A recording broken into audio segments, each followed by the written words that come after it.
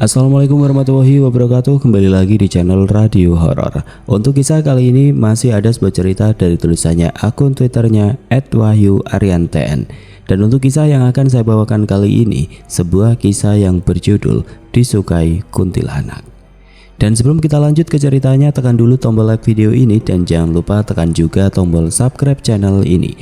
Nyalakan juga lonceng notifikasinya agar tidak ketinggalan cerita-cerita lainnya dari channel ini. Dan buat teman-teman yang pengen belanja-belanja, nanti silahkan saja klik etalase yang ada di pojok kiri bawah. Atau teman-teman bisa kunjungi link pembelian yang ada di kolom deskripsi. Dan seperti apa untuk kisah kali ini? Langsung saja kita masuk ke ceritanya.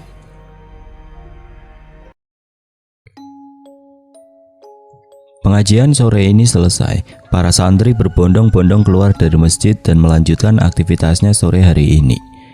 Ada yang kembali ke asrama dan ada yang sekedar ngobrol dengan teman sesama kelasnya di pelataran masjid atau di tempat lainnya. Ayo nongkrong di depan kelas 3 sana sambil nunggu maghrib, ucapku mengajak segerombol temanku yang sudah kuanggap sebagai saudaraku sendiri. Ayo, jawab semua temanku tanda setuju. Aku ditemani 4 temanku Abdul, Angga, Cakra, dan Wisnu berjalan ke kelas nomor 2 dari ujung yang ada di pondok ini. Sejuk ya hawanya sore-sore begini, terang Angga dengan menghirup dalam-dalam udara sambil berjalan. Sesamanya di depan kelas 3, kami duduk di bangku yang ada di depannya. Kita berlima ngobrol ngalor ngidul membicarakan semua hal yang ingin mereka katakan. Bahkan obrolan kami tidak luput membahas tentang para santriwati yang cantik dan anggun-anggun di pondok ini. Seiring dengan obrolan kami yang kian panjang, temaram perlahan mengintip datang. Cahaya senja ditemani suara serangga hutan mengintip dari balik pepohonan rimbun yang tumbuh mengelilingi pondok. Pondok yang berdiri di pegunungan dan hutan rimba yang mengelilingi terlihat syahdu di beberapa waktu, salah satunya saat sore hari. Tapi tidak menutup kemungkinan suasana ini berubah menjadi menakutkan saat gelap datang.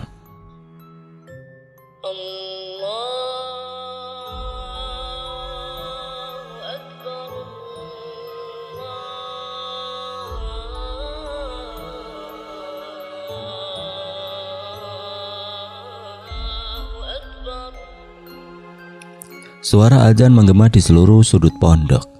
Kami lekas berjalan menuju langgar atau musola yang ada di tengah-tengah pondok. Santri yang lain pun juga berjalan dengan kain sarung dan mukena yang sudah mereka kenakan. Assalamualaikum. Salam Abdul pada salah seorang santriwati yang kami temui. Memang di antara kami Abdul inilah yang paling agresif jika melihat perempuan yang cantik-cantik. Dengan senyum anggun yang sangat menundukkan jiwa, ia menjawab, Waalaikumsalam. Dia bernama Lastri, salah satu santriwati primadona di pondok ini. Tidak seorang pun santri laki-laki yang tidak kagum saat melihat senyuman manis di wajahnya yang berhiaskan tahi lalat di dekat bibirnya. Aduh senyumannya rek, hawanya udah sejuk tambah sejuk deh kalau gini, ucap Abdul sambil tersenyum-senyum setelah mendapat jawaban dari salam yang ia ucapkan. Halah Dul, matamu kalau melihat yang bening-bening kok awas saja, ujar Cakra sambil menggelengkan kepalanya melihat kelakuan Abdul. Langkah Lastri kian lama kian menjauh dan masuk ke dalam masjid, seiring dengan kami yang sampai juga di pelataran masjid. Sudah menjadi kewajiban semua santri menunaikan sholat jemaah di semua sholat 5 waktunya. Setelah maghrib yang sudah menjadi hal rutin dan wajib adalah mendengarkan kultum yang diisi oleh para santri yang selalu bergantian setiap harinya hingga menunggu waktu isya. Singkat cerita, setelah isya, makan malam dan kegiatan malam, aku dan keempat temanku lekas kembali ke kamar karena ingin cepat istirahat. Kebetulan aku dan ketiga temanku ini menghuni kamar yang sama, yang mana di dalamnya terdapat 2 ranjang tingkat dan 1 ranjang di bawah yang biasanya kami berlima gunakan untuk istirahat. Kulihat Abdul senyum-senyum di atas ranjangnya. Kamu kesambet apa Dul? Kok senyum-senyum sendiri? Ah enggak Ron, aku keinget Lastri. Anak itu kok cantik banget ya, ujar Abdul sambil terus senyum-senyum di wajahnya. Dul, lalu kamu mau ngapain? Kita ini di pondok. Tidak bebas mau mendekati perempuan seperti kalau kita hidup di kota, sahut Cakra menasehati. Semakin malam kami mulai tidur dan semakin larut dalam tidur kami masing-masing, hingga akhirnya suara azan membangunkan satu persatu di antara kami. Sebelum lanjut ke cerita, aku akan menjelaskan sketsa Dena Pondok tempatku mencari ilmu. Pondokku ini berdiri di lereng pegunungan Kapur yang berada di Jawa Tengah dan berdiri di antara lebatnya rimba hutan. Berdiri di antara hutan membuat pondokku ini jauh dari perkampungan penduduk. Perkampungan terakhir yang bisa ditemui sebelum sampai di pondok ini adalah di tepi jalan raya antar kota yang letaknya jauh dari pondokku ini. Di sini air yang didapatkan berasal dari sumber air yang letaknya di lereng pegunungan dekat dalam hutan dan cukup jauh dari pondok. Menghabiskan waktu 15-20 menit ditempuh dengan jalan kaki. Dari sumber air tersebut tersambung pipa paralon hingga ke area pondok yang sengaja dibuat pengurus pondok untuk kebutuhan di dalam pondok. Berdiri di antara hutan membuat fasilitas di pondok ini terbatas, terlebih pencahayaannya yang masih bisa dikatakan minim. Tapi bagi banyak orang yang mengetahui, pondok ini terkenal sebagai pondok yang mampu mencetak santri-santri yang unggul. Jadi tidak hayal apabila banyak orang tua yang rela mengirim anak-anaknya kemari. Kembali ke alur cerita. Hari itu aku melakukan aktivitas biasa seperti sekolah yang mana saat ini aku dan semua tokoh di cerita ini masih menginjak di kelas 10 Alia, dan sorenya aku kembali nongkrong manis dengan teman-temanku. Pasca Isya hari ini, kami para santri belajar kitab kuning yang rutin dijadwalkan setiap minggunya. Saat semua santri fokus memperhatikan Ustadz Ali yang sedang menjelaskan, tiba-tiba gelagat Abdul terlihat berbeda dari biasanya. Setelah menyadari gelagatnya yang aneh, aku terus mengawasi gerak-geriknya. Tapi ternyata dengan cepat gelagat Abdul berubah drastis. Abdul meronta-ronta di posisi duduknya dan membuat seisi kelas kocar-kacir. Benar saja Abdul kerasukan yang entah dari mana asalnya. Disertai suara geraman yang keluar dari mulutnya, Abdul mengacak-ngacak semua benda yang ada di dekatnya. Sontak para santri laki-laki yang berada di dekatnya menahan pergerakannya, termasuk aku, Angga, Cakra, dan Wisnu. Tubuh Abdul meronta-ronta begitu hebatnya, hingga membuat cengkraman tangan kami terlepas. Saat terlepas, entah mengapa si Abdul langsung membogem dengan kepalan tangan ke arah dada Angga. Angga terpental dan jatuh tersungkur sambil memegang dadanya. Tidak lama dari situ, Ustadz Ali langsung menetralkan suasana dan Abdul perlahan sudah kembali normal. "Cak, itu Angga dibantu," suruhku saat melihat Angga kesakitan akibat dipukul Abdul. Cakra datang menghampiri Angga dibantu yang lainnya. "Enggak, kamu tidak apa-apa?" tanya Wisnu. "Insya Allah, aku tidak apa-apa, tapi dadaku panas sekali rasanya," jawab Angga. Ustadz Ali meminta kami mencarikan air dingin di dapur untuk menghangatkan dada Angga. Kelas malam hari itu dicukupkan karena kejadian ini. Lantas aku, Cakra, dan Wisnu mengajak Abdul dan Angga untuk langsung kembali ke kamar dan istirahat. Setelah kejadian itu, Abdul baru bercerita, ternyata masalah seperti ini sering terjadi dan menimpanya sejak lama. Di kamar, aku langsung meminta Abdul dan Angga mengistirahatkan badannya. Berbeda dengan Abdul yang sudah kembali normal, sekarang Angga banyak sekali melamun. Gak, panggilku padanya yang ranjangnya di sampingku. Tapi tidak ada jawaban. "Gak," teriak Wisnu sambil menepuk kakinya, barulah ia menjawabnya. Iya kenapa, Nu? "Kamu itu kenapa sih? Kok berubah ngelamun aja?" ucap Wisnu padanya. "Enggak kok, aku gak kenapa-napa." Singkat cerita, kami semua pun tidur. Tapi entah jam berapa, aku bangun karena ada suara berisik di telingaku. Saat mataku terbuka, mataku tertuju pada Wisnu yang sedang mengambil air. "Ada apa, Nu?" "Itu Angga, gak tahu mimpi apa tadi teriak-teriak ketakutan," ucap Wisnu. Sontak aku duduk dan melihat ke arah Angga. Dengan nafas terengah, Angga duduk di atas ranjangnya. "Kamu kenapa lagi, Gak?" "Ini minum dulu, Gak," ujar Wisnu sambil menyerahkan cangkir yang berisi air putih pada Angga. "Jadi gini, Nu. Aku tadi mimpi didatangi seorang perempuan menakutkan di kamar sini. Waktu dia mendekat, tiba-tiba aku bangun, ucap Angga menjelaskan padaku dan Wisnu. Kamu tadi gak berdoa dulu ya? Ya udah buruan tidur lagi, ini masih tengah malam loh, jangan lupa berdoa dulu, suruh si Wisnu. Malam itu kami semua tidur lagi ditemani suara jangkrik yang sayup-sayup terdengar hingga dalam kamar, serta angin malam yang masuk di antara ventilasi kamar. Semua nyenyak di alam bawah sadarnya masing-masing. Seperti biasa kami semua bangun tatkala adzan subuh berkumandang dan langsung dilanjutkan dengan aktivitas pagi dan sekolah sampai siang hari. Para santri lalu lalang sibuk dengan aktivitasnya masing-masing. Suasana pondok hari itu sedikit berkabut dengan udara dingin yang menusuk melalui pori-pori kulit. Singkat cerita, malam tiba dengan suasana yang masih sama. Beberapa pencahayaan di sudut pondok bahkan sampai tidak terlihat karena terhalang kabut yang lumayan tebal. Karena udara yang cukup dingin, malam itu membuat para santri beraktivitas dengan mengenakan jaket yang mereka bawa. Tibalah waktu makan malam. Seperti biasa, aku makan bersama keempat temanku yang lainnya. Aku kok bosen dengan makanan pondok yang begitu-begitu aja ya, gerutu Cakra di tengah waktu makan. Iya sama, aku juga bosen, tambah Abdul. Lah mau gimana lagi, orang adanya juga begini, mau keluar. Di luar isinya cuma hutan juga kok. Sudah, disyukuri saja yang ada. Masih untung diberi makanan. Kalau tidak gimana? Ucap Wisnu. Malam ini Angga terlihat berbeda dari biasanya. Angga terlihat sedikit murung dan banyak melamun sekarang. Entah apa yang dipikirkannya. Jam makan malam hampir selesai. Ayo ke kelas, ajak Angga. Tapi aku mau ke kamar mandi dulu. Kalian duluan aja. Aku juga Ron. Aku juga ngempet dari tadi, sahut Abdul. Aku juga, balas Wisnu. Jadi sekarang yang duluan ke kelas Angga dan Cakra, sementara aku, Wisnu dan Abdul ke kamar mandi terlebih dulu. Selesainya aku, Wisnu dan Abdul lekas melangkahkan kaki ke kelas yang akan kami gunakan untuk melanjutkan kegiatan pembelajaran di malam itu. Langkah kami bertiga terhenti di jarak 20 meter dari kelas yang akan kami tuju. Tatkala melihat keadaan santri di kelasku yang kocar-kacir. Ada apa itu di kelas? Iya, ada apa itu?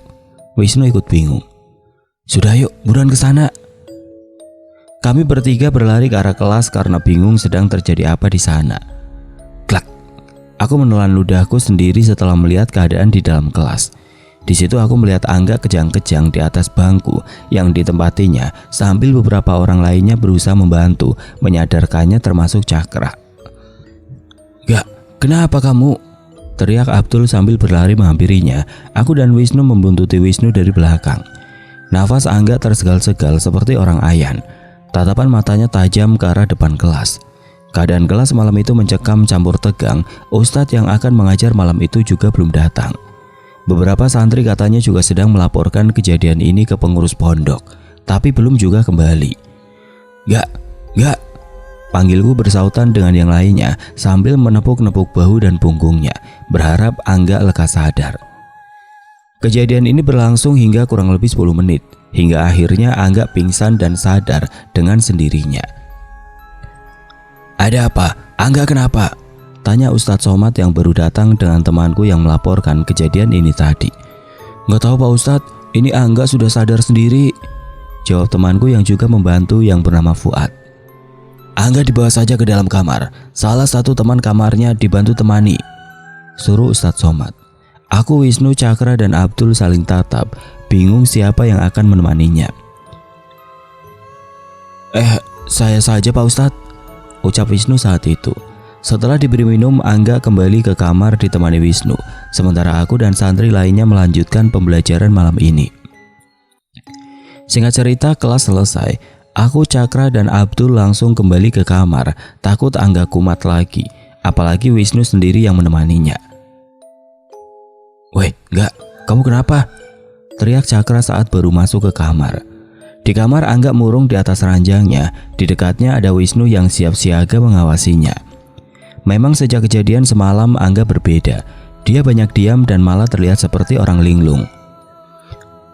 Sudah, biarkan dulu, biar Angga istirahat dulu, ucap Wisnu. Malam itu aku, Abdul, Cakra, dan Wisnu bergantian mengawasi Angga sepanjang malam secara bergantian, karena kami takut kalau terjadi apa-apa lagi padanya. Tidurlah kami semua kecuali Wisnu yang mendapat giliran pertama mengawasi Angga. Singkat cerita, tibalah giliranku mengawasi Angga. Angga tidur di ranjang tingkat sebelahku dan dia di bagian bawah, sementara aku di atas. Jadi aku cukup mengawasi Angga dari atas tempatku tidur. Jam hampir menunjukkan pukul 2 pagi. Kali ini pandanganku tertuju di wajah Angga yang mulai menunjukkan perbedaannya. Dengan mata yang terpejam, wajah Angga seketika berganti. Senyum tiba-tiba merekah di wajah Angga.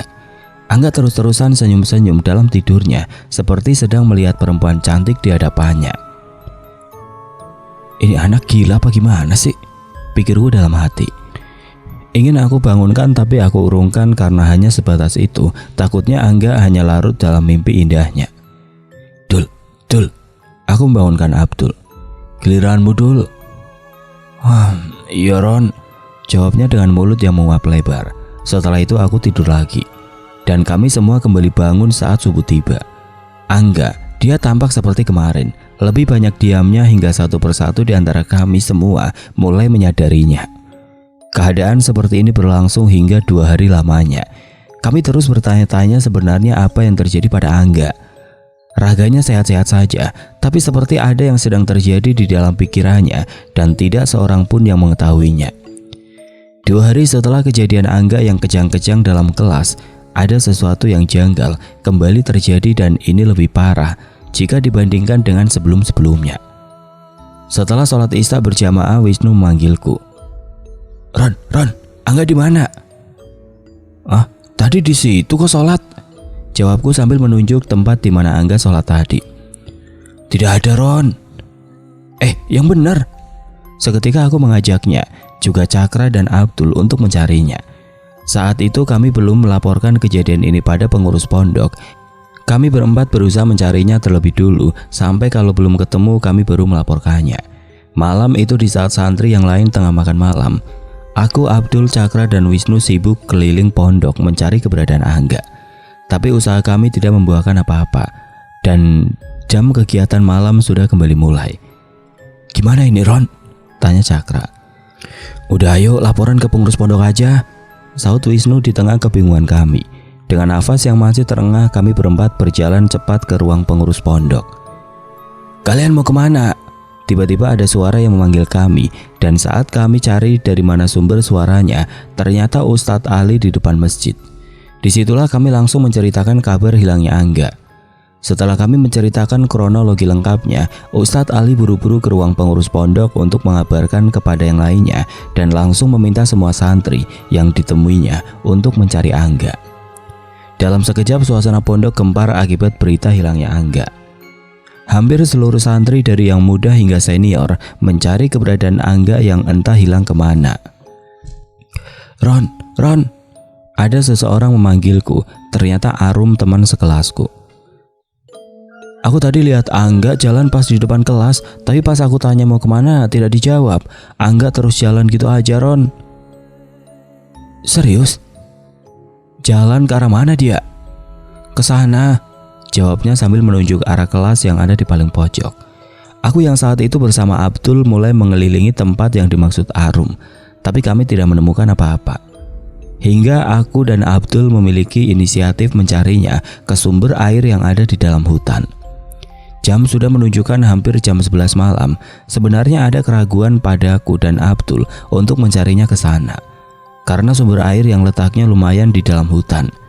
Dengan membawa lentera, aku dan Abdul perlahan memberanikan diri masuk ke dalam hutan. Gelapnya hutan ditambah suara serangga hutan memang benar-benar membuat kami berdua bergidik ngeri. Sempat terbesit dalam pikiranku takut kalau Abdul kesurupan lagi, tapi semoga saja tidak terjadi apa-apa. Dul, jangan jauh-jauh sini, ucapku karena Abdul berjalan agak jauh di belakangku. Sesampainya kami di sana tidak ada apapun yang kulihat, yang ada hanyalah air mancur yang terus mengalir, serta pipa paralon yang tersambung hingga pondok. Mendapati tidak ada tanda-tanda Angga di sini, aku dan Abdul langsung kembali ke pondok. Setibaku di pondok, aku dan Abdul mendapat kabar kalau Angga ditemukan dan dia tidak kenapa-napa. Sekarang dia sedang di masjid bersama Ustadz dan senior yang lainnya. Alhamdulillah, ucapku dan Abdul. Saat di masjid, aku dan Abdul bertemu Cakra dan Wisnu. Angga ketemu di mana? Tadi senior melihat Angga sedang duduk di depan kelas ujung pondok sana, jawab Wisnu. Ah, demi Allah, aku dan Roni tadi keliling di situ, tidak melihat siapapun apalagi Angga, ucap Abdul sambil terbelalak kaget. Aku hanya melamun kebingungan mengetahui kejadian ini sambil berpikir sebenarnya apa yang sedang terjadi pada Angga. Hingga belakangan banyak sekali kejadian janggal menimpanya. Tidak lama Angga keluar dengan dibantu beberapa orang. Ini, Angga diantar ke dalam kamar, suruh Ustadz Ali pada kami berempat karena tahu kalau kami adalah teman sekamarnya. Malam itu aku, Abdul, Wisnu, dan Cakra tetap mengawasi Angga bergantian seperti malam-malam sebelumnya. Di kamar tubuh Angga lemas, dia hanya tiduran merebahkan fisik dan pikirannya. Gak, tadi kamu kemana sebenarnya? Tanya Abdul. Sambil tiduran Angga bercerita. Tadi waktu aku keluar dari masjid, gak tahu kenapa rasanya aku pengen dudukan di kursi depan kelas yang ada di pojok sana. Aku tahu ini aneh, tapi aku gak tahu kenapa tadi aku pengen sekali ke sana, seperti ada yang memintaku ke sana. Lalu itu kan di samping kelas tanah kosong kan. Pas aku lagi duduk, tiba-tiba ada perempuan cantik lewat. Cantik sekali pakai gaun putih. Aku terus melihatnya karena emang benar-benar cantik. Sampai akhirnya perempuan itu berhenti dan menolehkan wajahnya ke arahku sambil senyum. Manis banget senyumannya. Lebih manis dari senyuman Lastri Dul, ejek Angga pada Abdul. Semprul, lanjutkan aja ceritanya, jawab Abdul. Saat itu aku terus ngeliatin perempuan itu dan dia juga terus senyum-senyum melihatku. Tapi di suatu waktu tiba-tiba wajahnya berubah. Wajahnya yang cantik nan anggun itu setengahnya berubah hancur. Seketika itu wujudnya berubah menyeramkan. Setengah wajahnya tanpa kulit, sedikit tertutup rambutnya yang terurai dengan pipinya yang robek hingga ke pipi, sampai gigi dan lidahnya kelihatan, dan matanya yang satu terbelalak hingga hampir lepas. Seketika itu juga aku terkejut dan ketakutan melihatnya. Perempuan yang awalnya enak dipandang berubah menjadi menakutkan itu lama-lama jalan perlahan mendatangiku. Aku mau lari dari situ tapi tubuhku gak bisa digerakkan. Aku mau teriak juga gak bisa. Badanku seperti terkunci di sana. Sampai akhirnya ada seseorang yang menepuk pundakku dan ternyata Mas Komar. Seketika itu juga perempuan tadi menghilang dari hadapanku dan entah kemana perginya. Gak, kamu tidak sedang berbohong kan? Tanya Abdul dengan wajah sedikit ragu mendengar ceritanya. Enggak Dul, aku serius. Aku juga ketakutan. Aku ingin lari tapi tidak bisa. Aku tadi keliling-keliling di depan kelas itu sampai enggak kehitung. Tapi aku tidak melihatmu. Iya kan Ron? Ujar Abdul kebingungan. Aku mengangguk pelan. Lalu pas di kelas kemarin? Tanyaku. Oh iya, aku kelupaan cerita, sahut Cakra. Jadi kemarin waktu Angga kejang-kejang di kelas, sebelumnya tingkah Angga udah aneh. Si Adam yang ada di dekatnya merasa lalu Angga dipegangi. Waktu itu tiba-tiba si Angga tertawa keras sekali dan tertawanya mirip suara perempuan dan sangat keras. Seketika satu kelas dengar dan ketakutan. Waktu itu juga yang laki-laki memegangi Angga. Lalu si Adam tanya sebenarnya siapa yang ada di dalam tubuh Angga. Dan waktu itu juga sosok yang ada di badan Angga menjawab jika namanya Sela dan asalnya dari Lampung. Panjang lebar Cakra menjelaskan. Lampung? Sedaerah denganmu berarti enggak? Kamu kenal? Tanya Wisnu karena mengetahui jika Angga juga berasal dari Lampung. Angga menjawab tidak sambil menggelengkan kepalanya. Memang, waktu itu aku melihat perempuan yang aku temui dalam mimpi kemarin. Perempuan itu di atas pintu menempel di sudut langit-langit kelas sambil melihatku. Setelah itu aku tidak ingat apa-apa lagi. Aku, Abdul, dan Wisnu saling tatap mendengar cerita Angga dan Cakra. Kami bingung harus melakukan apa. Tidak pernah terbayangkan sebelumnya kalau masalah seperti ini bisa datang menimpa salah satu di antara kami. Tidak seorang pun dari kami berani melanjutkan percakapan lagi karena jam sudah lebih dari jam 1 malam. Suasana pondok saat malam sudah sering bikin merinding, ditambah keadaan seperti ini. Ya udah, ayo tidur, nanti pagi sekolah lu. Siapa yang jaga duluan? Tanya Wisnu. Aduh, aku lupa masih harus mengawasi Angga malam ini. Perasaan sudah kalut dan ketakutan, ditambah harus berjaga, gerutuku dalam hati. Sudah, tidak perlu menjagaku, gak apa-apa, ujar Angga. Gak apa-apa enggak, kami khawatir kalau kamu kenapa-napa, santai aja, jawab Wisnu. Gimana kalau berdua yang jaga? Aku dengan Wisnu duluan, nanti gantian Abdul dengan Muca. Semua mengiyakan usulanku karena memang tidak seorang pun dari kami berani terjaga sendirian malam ini. Singkat cerita, kami berjaga bergantian dan masing-masing di antara kami berempat hanya tidur kurang dari 2 jam malam ini. Angga masih dengan kebiasaannya yang berbeda di hari-hari sekarang. Belum ada perubahan yang ada pada dirinya. Dia masih bisa jika diajak komunikasi, hanya saja dia lebih pendiam dari biasanya dan seperti linglung jika diperhatikan. Antara aku dan ketiga temanku yang lain bingung ingin melakukan apa pada temanku satu ini. Setiap hari kami selalu mengawasinya, bahkan ketika hendak ke kamar mandi pun salah satu di antara kami mengikutinya. Hingga di suatu malam berikutnya kami lengah. Pada malam Jumat saat para santri sedang berkegiatan ba'dzu masail di dalam masjid, lagi-lagi Angga menghilang. Saat itu juga aku dengan keempat temanku izin dengan senior untuk mencarinya. Kami ditemani salah seorang senior yang memang tahu dengan keadaan Angga. Saat itu Angga kembali hilang dari pondok. Bedanya kali ini hanya kami berempat, beberapa senior dan pengurus pondok yang tahu kabar hilangnya Angga. Kami semua memilih menutupi ini dari santri lainnya agar suasana pondok tidak gaduh lagi seperti kemarin. Dengan orang yang terbatas berbekal senter, lampu dan lentera seadanya, kami berpencar ke seluruh sudut pondok.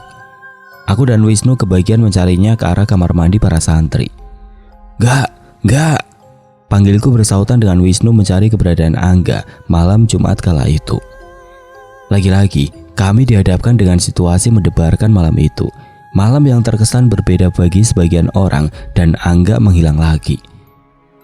Rasa takut tiba-tiba muncul dalam perasaanku karena teringat cerita Cakra dan Angga tempo lalu tentang seorang perempuan yang bernama Sela.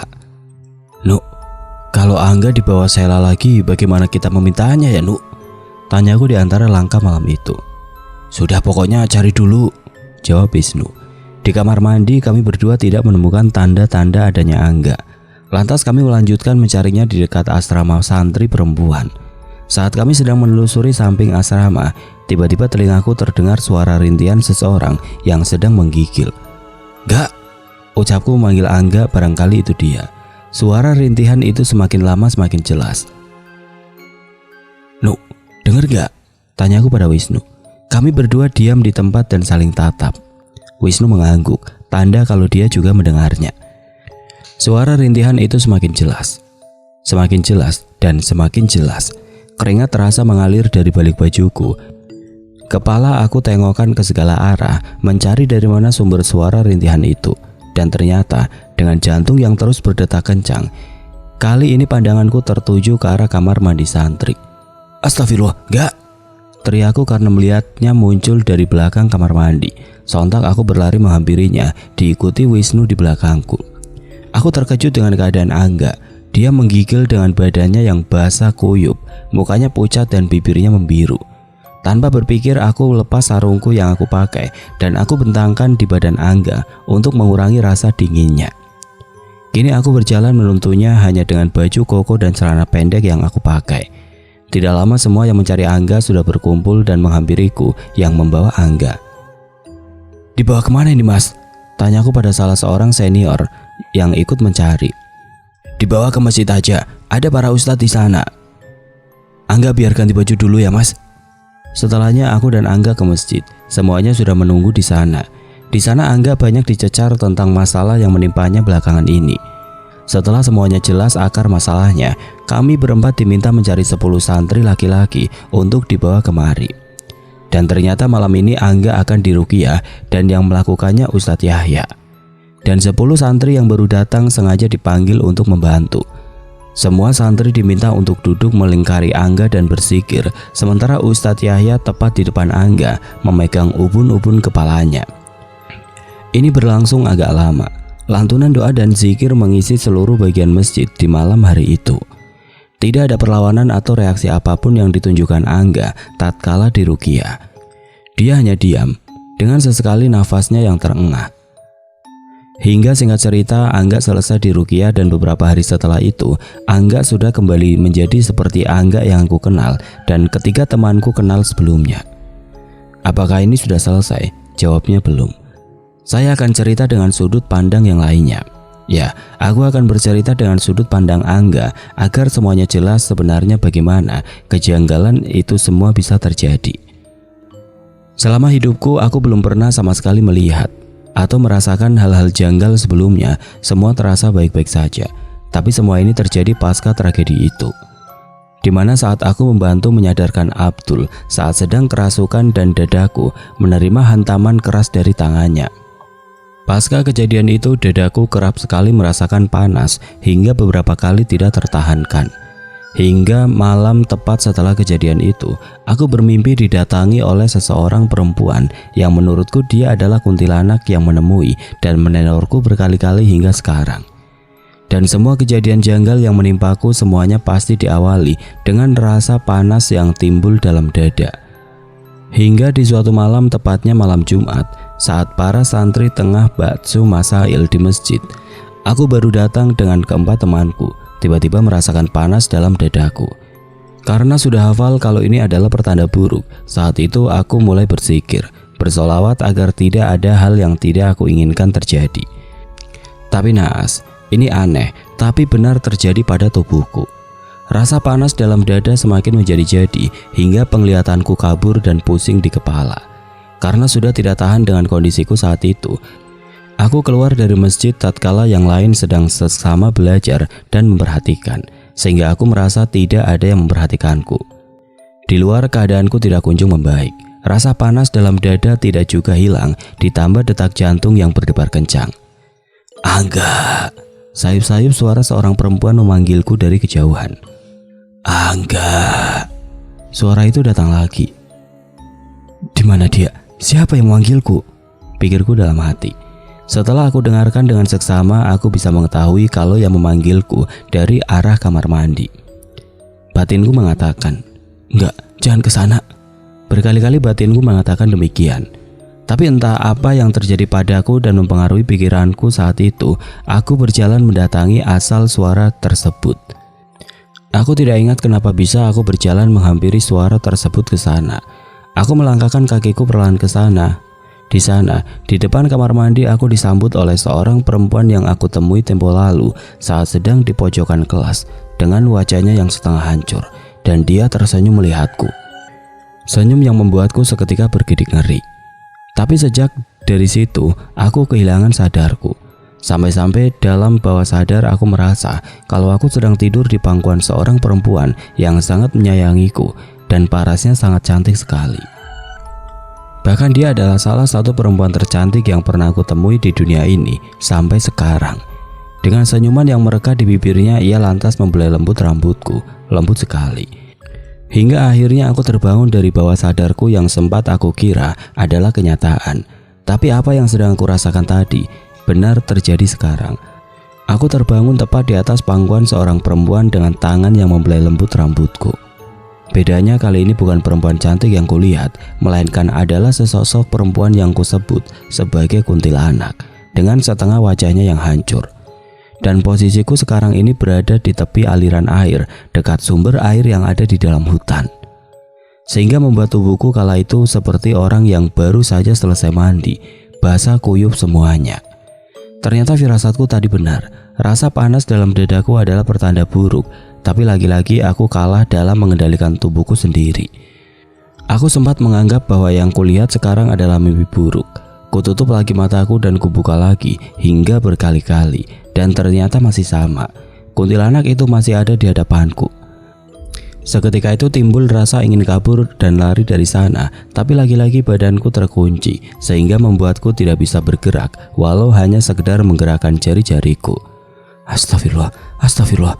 Dalam hatiku terus beristighfar agar aku bisa lekas keluar dari sini.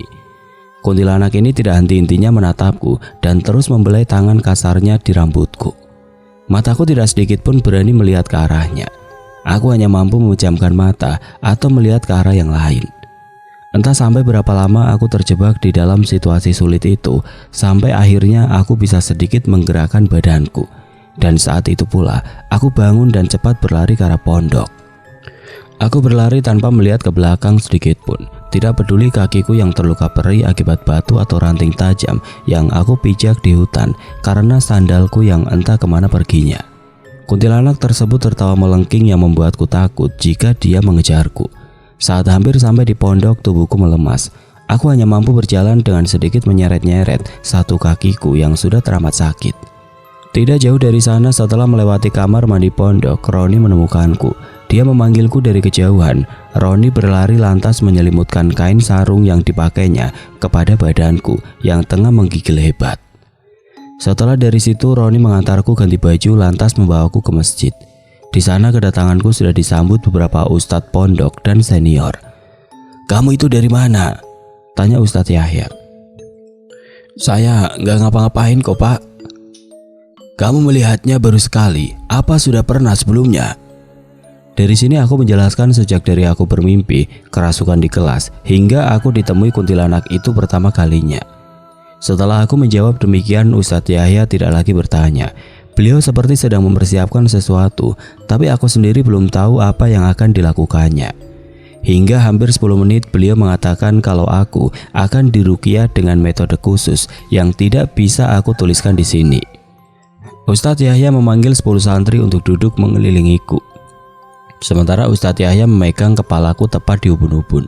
Semua berzikir menghadapku, semua lantunan doa terucap hingga masuk ke telingaku. Perlahan rasa panas tersebut kembali datang di dadaku. Aku takut kalau kuntilanak tadi datang lagi membawaku. Semuanya terus berzikir. Badanku terasa sangat ringan hingga sampai aku merasa ada sesuatu yang diambil dari badanku, tapi entah apa itu. Singkat cerita, aku telah selesai diruqyah oleh Ustadz Yahya. "Dia itu menyukaimu," ucap Ustadz Yahya sambil memberiku minum. "Menyukaiku, Pak Ustadz," jawabku terkejut. Beliau mengangguk. "Enggak, kamu sudah nggak apa-apa?" tanya Roni yang tiba-tiba menghampiriku. "Alhamdulillah, Ron." "Kamu kembali ke kamarmu, istirahat. Insya Allah sudah tidak akan ada lagi," ujar Ustadz Yahya kepadaku. Pasca diruqyah, aku tidak lagi melihat keberadaan kuntilanak itu. Rasa panas dalam dadaku lambat laun menghilang dengan sendirinya. Beberapa kali rasa takut kerap kali datang menghantuiku tatkala aku sedang sendiri. Tapi alhamdulillah aku memiliki teman yang selalu ada untukku, teman yang sudah aku anggap seperti keluargaku sendiri. Mereka adalah Roni, Abdul, Wisnu, dan Cakra. Oke teman-teman, sekian untuk kisah kali ini. Semoga apa yang sudah saya bagikan dalam kisah ini dapat dijadikan pembelajaran untuk kita semua. Dan buat teman-teman yang baru bergabung, jangan lupa untuk like, komen, share, serta subscribe channel ini. Dan nantikan kisah-kisah horor berikutnya tetap di channel Radio Horor. Wassalamualaikum warahmatullahi wabarakatuh.